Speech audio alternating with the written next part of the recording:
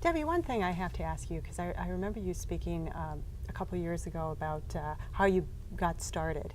And then as I was reading through Summer on Blossom Street, your new release on April 28th, the press release had said that you got started with renting a typewriter and really pounding out some books and trying to get published. And it was actually a few years before your first book was published, which to me, and I'm sure to most readers, is truly amazing, because as well as you write, I would think anything that you write would be published. But how did that all begin? Is my editor listening to this?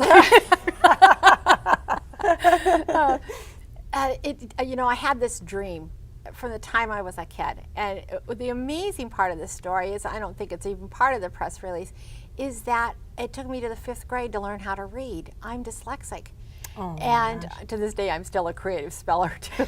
I had a terrible time in school. I graduated at the bottom of my class. I'm very fortunate even to have graduated from high school. I never did well in school.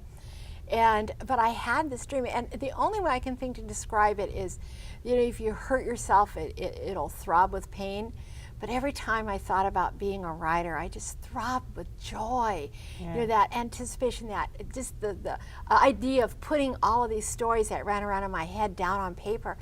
And it was a death in our family, that because when you have such a hard time in school and you have all those negative voices saying, Debbie's a nice little girl, but she's never going to do well. That was the 3rd grade teacher told my mother that. Oh no! And basically it was a self-fulfilling prophecy. I never did do well, and it was very easy when you have a dream then to stuff it into the future, to make excuses why you shouldn't do it. But then after, I had a cousin that I'd grown up with that I was very close to that died of leukemia.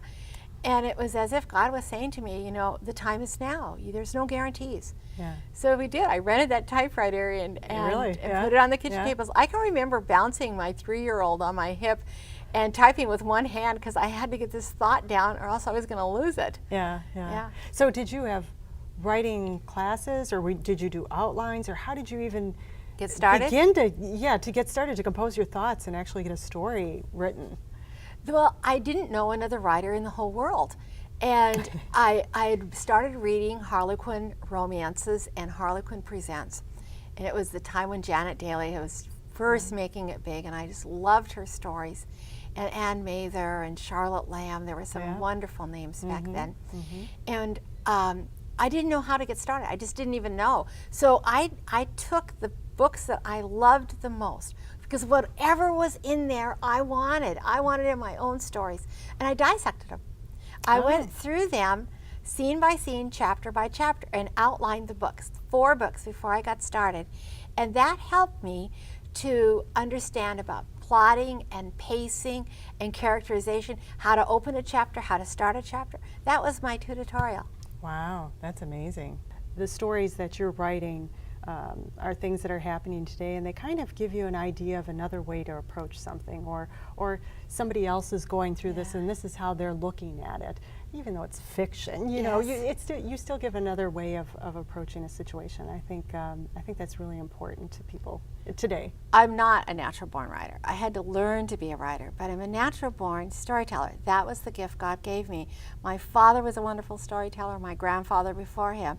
And so I have lots of ideas. And early in my career, I realized I had to develop a means of deciding which story to develop.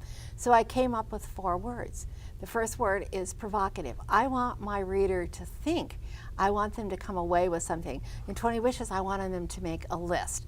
In The Summer on Blossom Street, I want them to think about the one thing they would change in their life. What would they want to quit? What would they want to do? And so my books have that kind of trademark.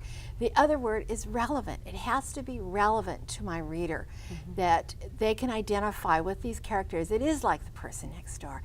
I want to tell the story in the most creative way I can, and honest. I don't want this to be tied up in a neat, contrived bow. I want to work out the plot in a way that even the reader doesn't expect. Now, I love doing plot twists. I just love doing those.